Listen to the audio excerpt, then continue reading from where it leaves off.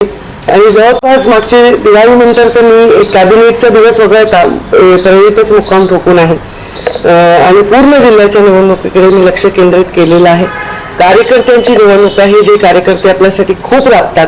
खरं तर त्यातले काहीच निवडता येतात, पण त्यांच्या साठी मनोबल वाढवण्यासाठी सर्व शक्तीनिशी मी इथे उपस्थित होते आणि मला पूर्ण विश्वास आहे की जनता आम्हाला साथ देईल आणि मोठ्या शक्तीने आमचा विजय होईल.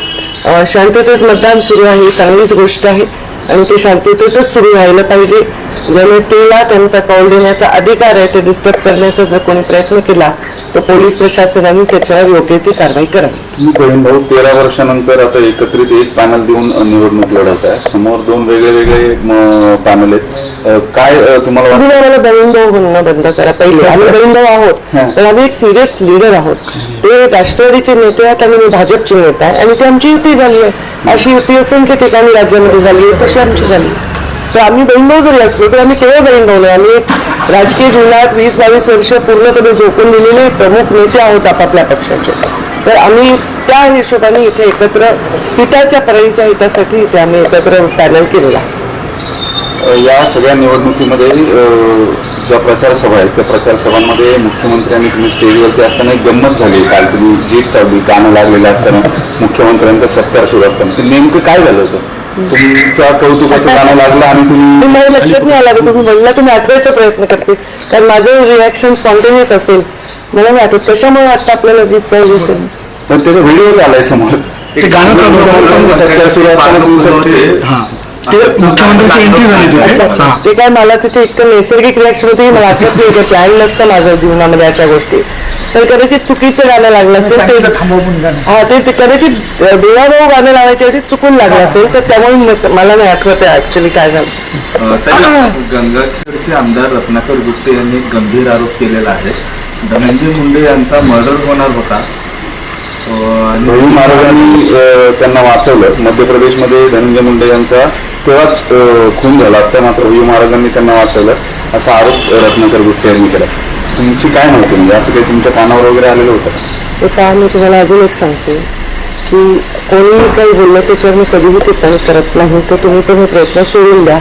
माझी काय माहिती हा प्रश्न विचारला तर अशा कुठल्याही विभेदच्या गोष्टीची माहिती माझ्यापर्यंत कधी येत नाही, कारण आम्ही खूप प्रोटेक्टेड जीवन जगलो. आमचे वडील जीवित असेपर्यंत त्यांनी आमच्यावर कुठल्याही अभद्र गोष्टी आमच्या कानावर येऊ दिल्या नाही आणि ते गेल्यानंतर एक धाक मी निर्माण केला आहे.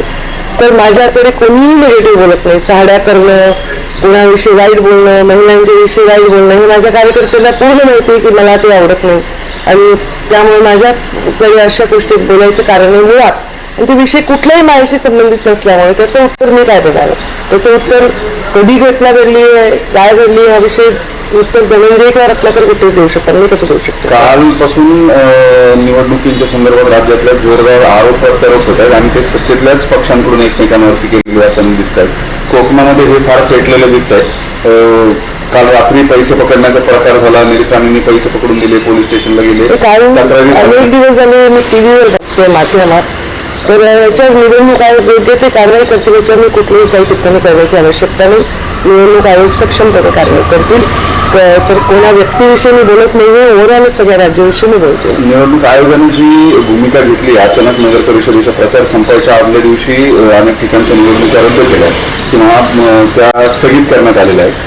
या सगळ्या याच्यावरती तुमची काय प्रतिक्रिया? या अशा पद्धतीने थोडी अडचण निर्माण झाली जे उमेदवार आहेत त्यांच्यासाठी, कारण त्यांनी पूर्ण निवडणुकीची तयारी केली. आदल्या दिवशी निवडणूक रद्द झाल्यामुळे त्यांना अडचण झाली, पण शेवटी आपल्या व्यवस्थेमध्ये निवडणूक आयोगाचं एक महत्वाचं स्थान आहे आणि त्यांनी जो निर्णय घेतला तो स्वीकारणं हे अपरिहार्य आहे. तुम्हाला योग्य वाटतं का निर्णय अशा पद्धतीनं? माझ्या वाक्याचा अर्थ काय वाटतो तुम्हाला? तोच माझ्या वाक्याचा अर्थ. काल बीडमध्ये देखील पैसे वाटपाचा व्हिडिओ जो आहे तो समोर आला आहे आणि त्यामध्ये राष्ट्रवादी अजित पवार गटाचे जे कॉम्प्लेट वगैरे डीपीमध्ये आढळून आले. तुम्ही आता जे वाक्य म्हणले की त्याच्यावर योग्य कारवाई केली जातील. योग्य अधिकारी आणि सक्षम अधिकारी, प्राधिकृत अधिकारी ते कारवाई करतील. मी आज परत आढावा घेणार आहात का? म्हणजे आता काय तुमचं पुढचं? मी आता आढावा घेणार आहे. तर आता मी आज खूप थकलेली आहे. माझ्या मुलाशी तर 1 महिना भेट नाही झाली आहे. माझे डॉक्टरचे अपॉइंटमेंट्स आहे. मला शोल्डर इंजुरी आहे. तुम्ही पाहतात लोकसभेपासून बऱ्याच वेळा मला शोल्डर बांधलेला आहे, तसाच मी प्रचार केला. की आता 2-3 दिवस मला फिजिओथेरपी आणि ते ट्रीटमेंट अत्यंत आवश्यक आहे, नाही तर मला अधिवेशनाला जायचं. तर मी 2-3 दिवस इव्हन नागरिकांना विनंती करेन की 2-3 दिवस कृपया आपण मला द्यावे माझ्या ट्रीटमेंटसाठी, तर मी त्याच्यासाठी जाणार आहे. म्हणजे जाणार मी मुंबईतच असणार, पण मला ट्रीटमेंटला 4-4, 5-5 तास दिवसाचे त्याला द्यावे लागणार आहे. काल गणेश पालच्या सभेमध्ये तुम्ही म्हणजे त्या गणेश पालचं किती महत्व हे विषद केलं, त्यावर तुम्ही मुंडे साहेबांची आठवण देखील काढली की त्या जागेवर साहेब पण सभा हो, होते. ती आमची पारंपरिक सभा ती आमची म्हणजे मुंडे साहेब आणि भारतीय जनता पार्टीची, आणि दरवेळी आमचं ते ग्राउंड तिथे बुक असायचं. योगायोगाने आता आमची युती असल्यामुळे त्यांची पण ती असायची, पण आमचं एका वेळी जर ग्राउंड बुक असेल तर ते वेगळ्या क्षणी करावं लागायची. योगायोगाने आमची आणि राष्ट्रवादीची युती असल्यामुळे ते गणेश पाराची सभा आमची पारंपरिक झालेली आहे. तरी बीडमध्ये गेल्या अनेक वर्षानंतर पहिल्यांदा कमळ हे चिन्ह स्वभावावरती निवडणुकीत उभं आहे. राज्याची एकंदरीत परिस्थिती भाजपच्या बाजूनं कशी राहील निवडणुकीनंतर? राज्याची परिस्थिती भारतीय जनता पार्टीच्या पाठीमागे राहील. सर्वाधिक मोठा पक्ष म्हणून भारतीय जनता पार्टी स्थानिक स्वराज्य संस्थेच्या निवडणुकीमध्ये समोर येईल, जे ऑलरेडी आम्ही सर्वाधिक मोठा पक्ष आहोतच. आणि बीड शहरामधला विचारलात तर आम्ही आतापर्यंत युतीमध्ये होतो, शिवसेनेबरोबर आमची युती होती आणि नंतर तिथे शिवसेनेचे आमदार लढायचे. मग अनेक बदल राजकारणामध्ये वरिष्ठांच्या निर्णयाने झाल्यानंतर जागा बदल झाल्या, चिन्ह बदल झाले आणि त्यानंतर आम्ही पण ठरवलं की आम्हाला आमची ताकद आजमावायची आहे.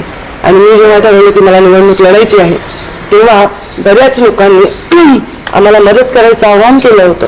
पण मी विचार केला की नाही, आता मला माझ्या पक्षाच्या चिन्हावर निवडणूक लढायची आवश्यकता आहे, कारण आमची मदत तरी किती होते हे मतावरून कळेल. बीडच्या मुंडेनंतर महिला राज खऱ्या अर्थानं बीडमध्ये समीकरण हे झालेलं आहे. बीड असेल, गेवराई असेल आणि माजलगाव असेल, या तिन्ही ठिकाणी तुम्ही महिला आरक्षण आहे. तेच तर महिला आरक्षणाचं हेच सौंदर्य की जिथे आम्हाला महिला द्याव्या लागतात कंपल्सरी सगळे राज्यभर नाही देशभर, परंतु मला सक्षम महिला दिल्याचा खूप आनंद आहे. आणि बऱ्याच वेळा महिला आरक्षण नसताना आमच्या पक्षाने निर्णय घेतला की आमच्या इव्हन मंडल अध्यक्ष, जिल्हाध्यक्ष, जिल्हा पदाधिकारीमध्ये महिला आवर्जून आहेत. तर महिला सक्षम महिला समोर यायला पाहिजे आणि आरक्षणाच्या विषयात सुद्धा महिला राजकारण करत आहेत हे बघून आनंद वाटतोय. ते बीडमध्ये नगराध्यक्ष भाजपचं होईल, निश्चित होईल असा मला विश्वास आहे. आम्हाला जी मतं मिळतील ना ती एक इतिहास करतील असं मला पूर्ण जिल्ह्याची मतं जर बघितली तर फार मोठी मला अपेक्षा आहे. लोकांचा प्रतिसाद प्रचंड चांगला आहे आणि आमची जिथे शक्तिशून्य अशी दिसत होती कारण आम्ही प्रत्यक्षात भाग घेत नव्हतो, तर तिथे जेवढीही मतं मिळाली ती आमचा मोठा विजय असं मला वाटतं.